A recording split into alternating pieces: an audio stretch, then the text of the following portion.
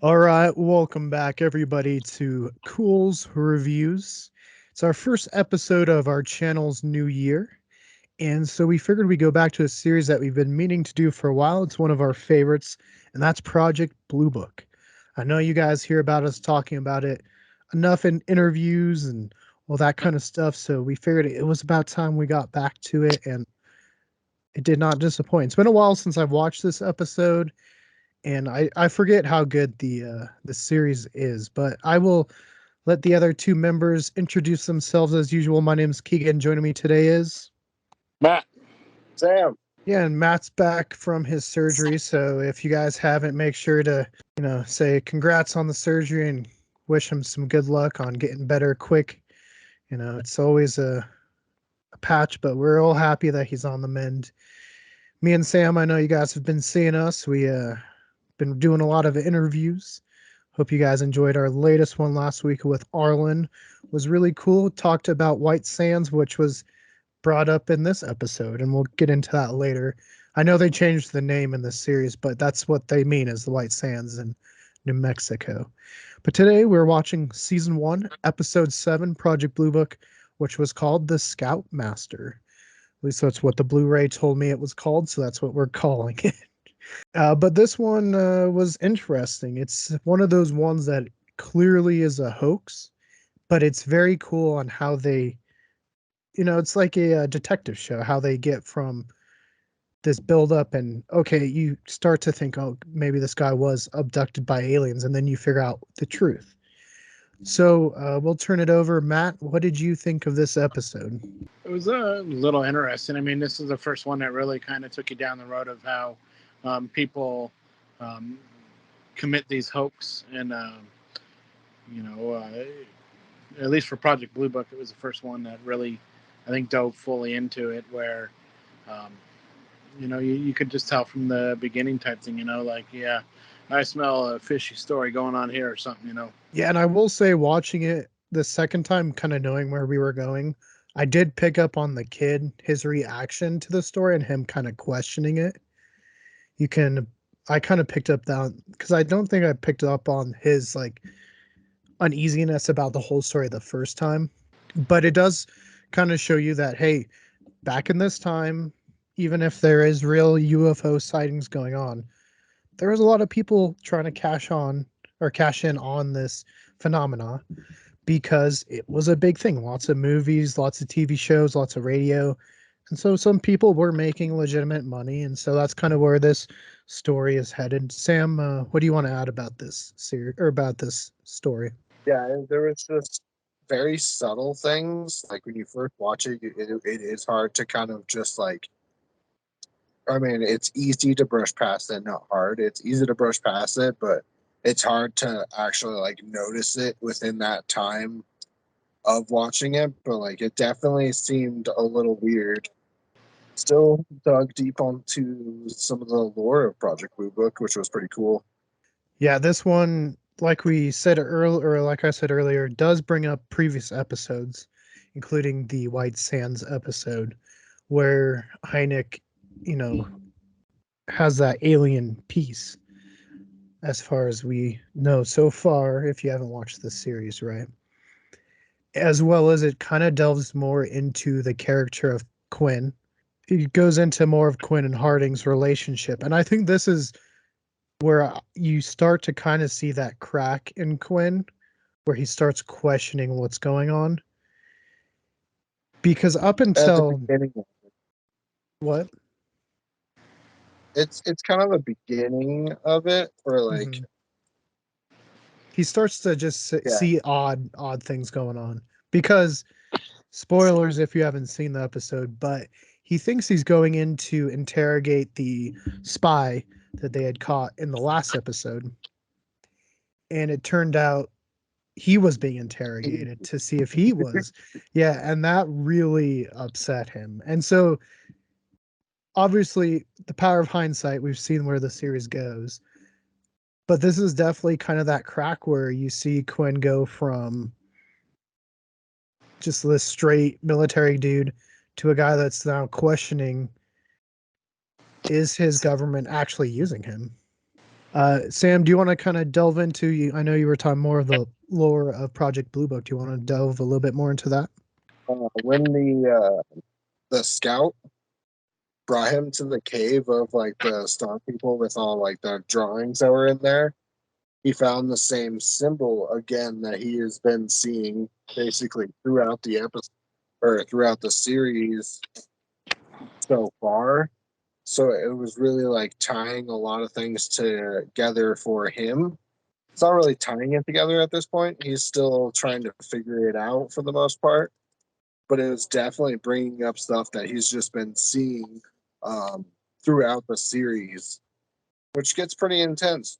I mean, because I've definitely watched ahead, so I'm not going to say too much, but it's definitely very interesting, especially with like the mysterious dude that he keeps finding him and asked him to steal that thing in White Sands. Yeah, the mysterious man in the shadows, the man in the hat, whatever you want to call him. He definitely it's weird. I forget how early he shows up in this season because of where his story goes. Like Yeah. it, I totally forgot that we've already watched the roller coaster, like where they go to the abandoned theme park, until they were kind of recapping where Hynek's thinking back when he sees the triangle shaped pattern. Uh, And I was like, oh yeah, that was super early on in the season. For some that was reason, like I guess I thought that would, episode one, wasn't it? yeah, one or two. It's super early. I I want to say it's one, but it might be I two. think it's two. Yeah, you're right. Yeah, It's probably two. because it deals with the guy that was from episode one. Has the spy? The spy has been introduced, right? The female spy, Yeah, the Russian. Yeah, yeah, yeah. Because that was an her and earlier episode. yeah, her and Mrs. Hynek weren't in this one at all. No, this is one where they weren't involved. I think the Mm-mm. next one they are.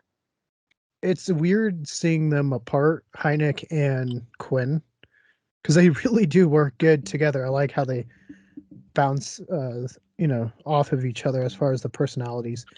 As it's also really interesting watching this, having just talked to Arlen, who actually met the real Dr. Alan Hynek. And so it's kind of a cool little connection that we have now is, we have actually talked to someone that got to meet Hynek, and Hynek was going around to White Sands and talking about balloons, but Arlen was like, well, maybe there was a reason he was there. Right, that is very true. Right. I re-listened to that episode today. That interview was really good. Matt, what about you? Like, how do you feel about Quinn, his character development, Hynek's character development? Harding really doesn't change, I don't think, up until Roswell, which we can kind of spoil because we've already reviewed that one on the channel, where he kind of cracks. But so far, he hasn't really changed. But what do you think about the character development between Quinn and Harding? I think it's pretty well put out there. Like I said again, this is one of those TV shows that kind of surprised me because you kind of think it's who is it, History Channel, I think, or A&E, one of the two, but you don't think of them as being great series or being able to cast great characters that can put themselves in the position that are have you buying into it as a spectator. And they've done a very well job at casting the roles, and these actors and actresses, they do a really good job at just getting you to buy into it. And I like their chemistry that they have on set, and so it portrays well off of on the show as well. Because I know Aidan Gillen's been in a lot of other stuff. Game of Thrones. He was in The Dark Knight Rises for a little bit, so he's pretty well known. Michael Malarkey obviously is a singer, but I think he was on the Vampire Diaries or something like that. He has acted, and then Neil McDonough, who plays Harding, was on Band of Brothers. But I think phenomenal cast. They act, and the longer the story goes on, they become the characters. Like it's really hard to separate them from the characters. So acting is really, really good. Sam, do you agree? Yes, I agree. They And do now, a very good job. yeah, totally. Matt, as far as filming goes, do you see the cinematography kind of going and evolving as the story goes, like getting better? Yes. I just think they've had their opportunity to kind of play with it over the last few episodes, and definitely it's getting better as it goes. Yeah, and I know kind of cheating how we did, but we want to do Roswell before we went that first time. But I just remember the shots they did in that, especially when um I forget the farmer's name or the guy that staged the UFO, but when he walks out of like the lights and the mist, such a good shot, such a good shot. Mhm. Like at some point, I think when we get to the end of season 1, maybe we'll do a ranking of our favorite episodes. But Matt, how does this rate so far for you out of the first 7 at least? Is this pretty high up there? I wouldn't say it's high up there. It's probably top 3. Just a couple parts of it got to be a little dry where it kind of carried maybe a little too long. But no, it was still pretty entertaining though. I mean, especially once you got down towards the end of the series or the end of the show, where it just started to unfold and unravel and everything like that. Got you back into it. Yeah, Sam, what about you? I mean, it was a good one, but there are others that were, I want to say, a bit better than this one. Yeah, and this So, is something we'll definitely have to come back to. I think it would be fun though for us to do like a ranking and talk about how we'd rank them. Maybe we should probably do it after season 1, and then maybe we'll come back after season 2 and do it as well. That works. sure. So, did they find an alien body? No. And they wish they did. Not yet, at least, right? Yep, not yet. Because Roswell, did they say that was an alien body that they dug up? I think they did, Okay. but you're already jumping seasons again, Keegan. Yeah, but we've already talked about it, so I can use that one. I'm not jumping to the end of the series so far, where So, there's somebody I do enjoy talking about that appears towards the end of this series. No, so what we're talking about, they find because the Scoutmaster returns. They're doing a big town hall. Hynek does properly describe what the scouts had seen as swamp gas. This is a natural thing. It does happen, and it does match at least what the scouts said. Of course, the people in the audience are like, well, the Scoutmaster wouldn't just be shooting. What about the picture? Blah, blah, blah. And then he walks in, right? He looks all burned up. Which did they ever describe why he was all burned up?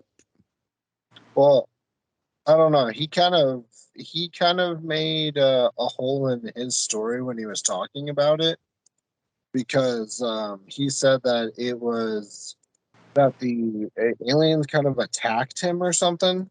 Mm-hmm. So like he was being attacked, but he said he killed the An creature.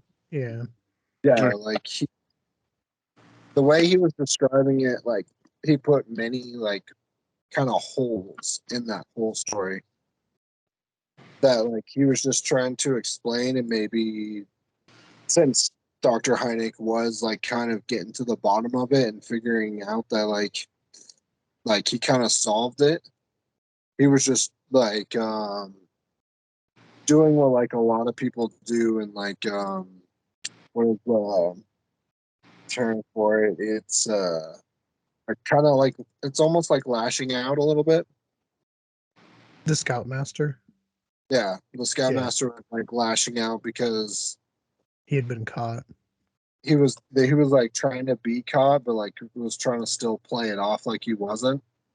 Yeah. And so, like Sam was saying, his story when he walked in was at first, I guess it seems like he had shot at it and then the craft went away. But then he made the story no, the craft didn't go away. A being came out. And then he killed a being, is what he Well, said. I don't know. It did change. It was He evolving. was saying that like, well, he was saying that Dr. Hynek put that in, like, put those words in his mouth. Like he never said that it disappeared. Mhm. But He was still, if sitting he there. killed the Bing, where did the UFO go? Yeah, true. Yeah, see. Yeah, so he said he killed it and buried the skull. Or not buried Which, it, but he could take it. But me and my mom were watching it, and she said a skull wouldn't be like completely stripped of flesh in 4 days. Not like right. that. Like, how long did they say the Scoutmaster was gone? Was it 4 days or 48 was it? hours. It was 48 hours. 48 hours is what he said he was gone, so a couple days, yeah. Yeah, so there's no way that that skull would have been to that point right then and there. Yeah, and you got to think, because what it turns out to be is a dug up Native American skull that, did they say he dug it up and then he had the police chief bury it, or did the police chief dig it up and bury it at the same time? I think it was No, people. sheriff. The sheriff went Sure. and like grabbed it from the burial grounds, and Mm, then he probably dug or buried it where it happened to him. So then mm. it could be like right there. Yeah, so it turns out there was a grave robbing in the episode. Probably not what you expected to see, right, in Project Blue Book, but yeah, it turns out it was an elaborate hoax using a Native American skull. Back in certain cultures, they did kind of do this to their skulls. You see it a lot in like Latin America, South America, where they shape the skull. And so they start when they're really young, and then they're just trying to make it more godlike, I guess. And so not only did they file false missing persons, but then they're grave robbing. So I'm sure these guys got in a lot of trouble. Oh Well, yeah, to boot, you're defacing a Native American burial site, and that has a whole nother kind of story to it itself. I wouldn't want to be somebody who tampers with an American Native burial grounds. You know. Yeah. nope. Yeah. Cause they go to the whole time Hynek's been in contact with some Native Americans and one person in particular who's been trying to help him kind of learn the mythology and the lore of the Sky People. And he seemed pretty upset when Hynek put the skull on the table. He was like, "Where Yeah. did you get this?" And did any of you think that maybe he was in on it watching it? I mean, obviously Oh he's not, but as you're no, watching it the first time, did you at all think that maybe he was in on it? it just kind of showed that like he knew exactly what that was, Mm-hmm. and he was just like, "Where did you get that?" Yeah. I think more by his anger. I didn't think he was in on it, but he knew darn well what it was. Mm-hmm.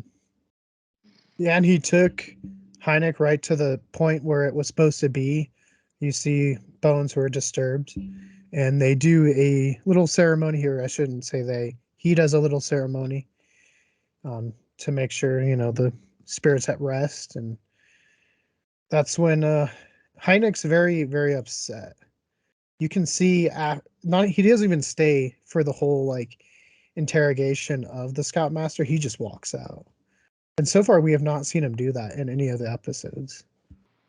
Yeah, well, it's because yeah, it was just a whole elaborate thing where he was asked to come there from the sheriff to kind of like help prove it almost.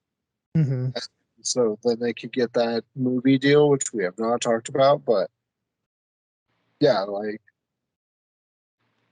yeah, I would be pretty upset where it's just like you think you found some like actual evidence and being like, yeah, all crazy, but then also, yeah, no, I don't know.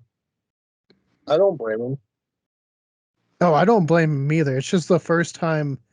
It's another thing as I was watching, I'm like, I think this is the first time I've seen Hynek just like walk out of because he was just like, and then Quinn was like the level headed one. Usually Quinn's, it's like flipped roles, but like Sam said, there's a movie deal, and that's ending up what got them caught because the sheriff was doing some Western Union and they were sending messages.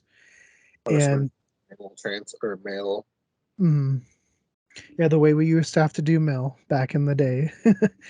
uh, My granddad actually did Western Union before the elevators. Well, I don't know if it was Western Union, but he did that kind of stuff where he'd run messages and stuff. But yeah, the scout, one of the, Boy Scouts had a day job there and actually got the letter talking about the movie deal before the Scoutmaster had come back. And so thinking back to when the Scout, before, I think it was even before Hynek showed up. So like that's why he was already questioning the story. Mhm. Yeah, and it makes a lot more sense now because rewatching it, like I said, you see his like reactions to the whole story and what's being said.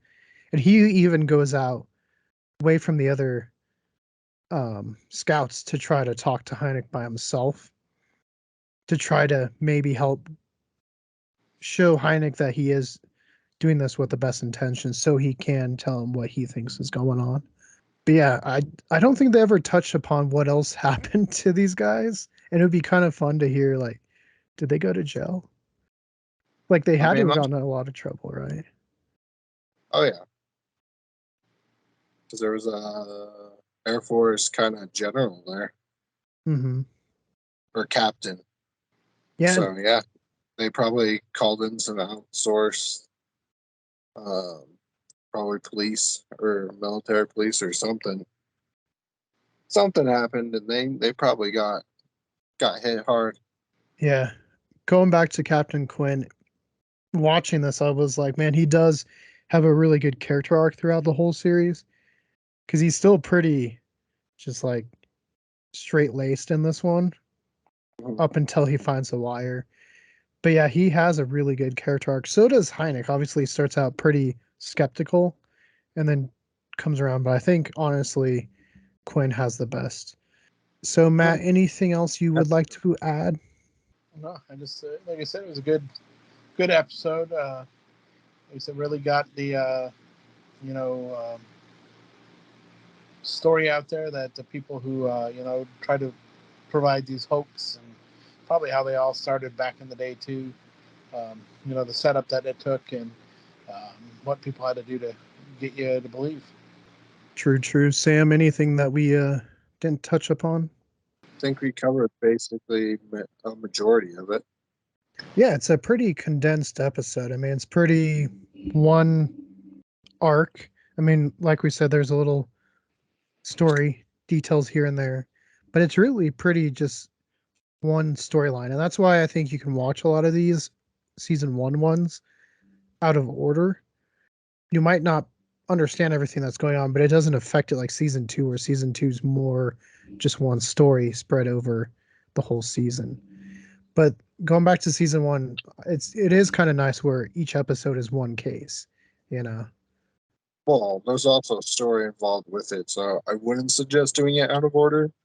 No, I'm just saying if you happened upon it on the TV, it wouldn't be terribly confusing. Like you, at least you could follow Hynek's journey and Sure. understand what mostly is going on, I should say. Yeah. All right. So let's get to rating recommendation. Matt, what do you say? Well, I'd go with a 8 on this one and would recommend it. Okay. Sam, what about you? I mean, you guys should already know 10 out of 10. Always 10 out of 10. Always 10 out of 10 with Blue Book. Yeah, and I would recommend it. I mean, it's a good one. It's an interesting one. It kind of shows what people probably were trying to do. Because I forget, I don't think we've done that one episode. No, we haven't done that one episode yet. The Goblin one. Yeah.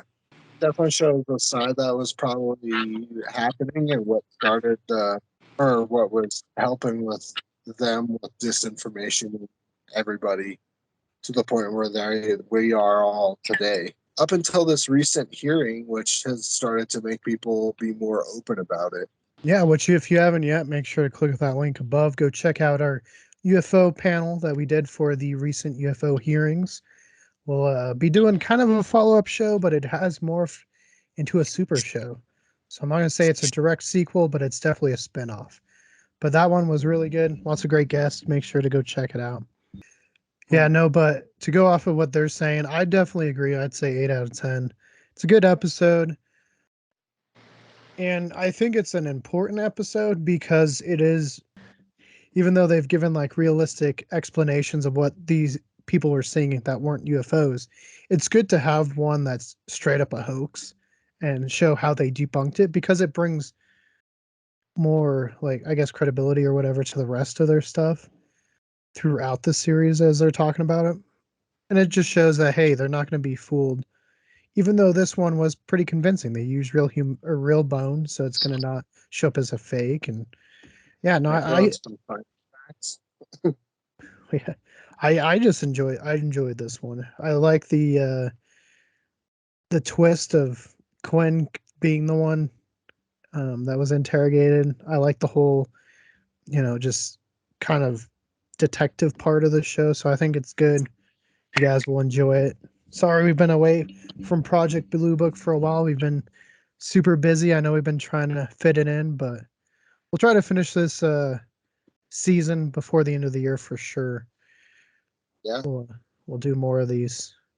And I'm still pressuring him about that 10-hour Allosaurus video. He's putting that off just like he did Boo Book. So I'm still trying to for you guys.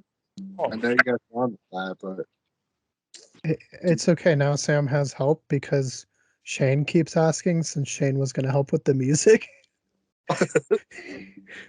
yeah, we had somebody make a 10-hour music thing for us, and Keegan has just been He didn't make a slacking. 10-hour one. He just gave us one I'm going to loop for 10 hours.